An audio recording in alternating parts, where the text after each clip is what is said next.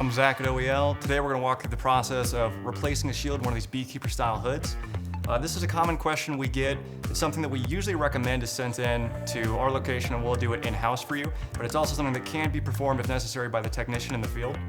What this process looks like is initially you might have a couple of these accessories, whether it's fan units or light units.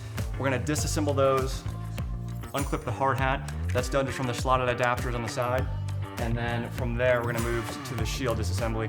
The shield's attached just by Velcro, so it's as easy as pulling off.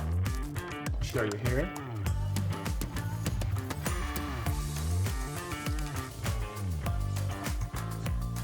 Once this is disassembled, you'll see there's a cap bracket on the shield as well. This includes the slotted adapters that will clip into your cap style hard hat.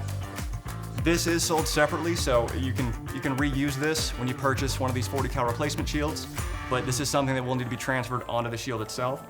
Once this is assembled, just by these tabs here, turn of these tabs, what we're gonna do is we're actually gonna put this back in the shield. Pretty much the same process, it's just attached via Velcro.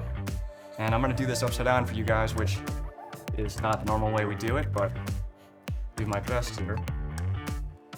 The process here that we like to start with is we're actually going to line up the first corner, and we're going to use these pivots here as markings for us.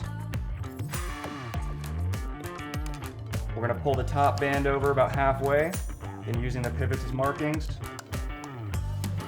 Going to move to the first corner on the chin.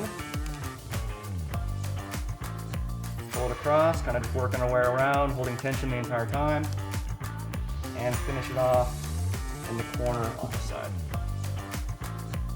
And of course, this doesn't look nearly as beautiful as it should coming from our guys in the warehouse, but it is a good overview on the process. What you're looking for here once this is assembled is to make sure you don't have a lot of exposed Velcro, as that is an ignition hazard. If you assembled it correctly, it should look symmetrical, and again, there will be no exposed Velcro. From there, what you do is we'll go ahead and reinsert the hard hat.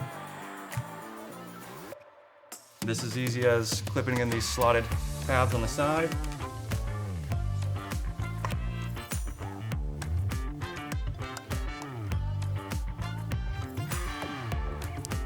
And once assembled,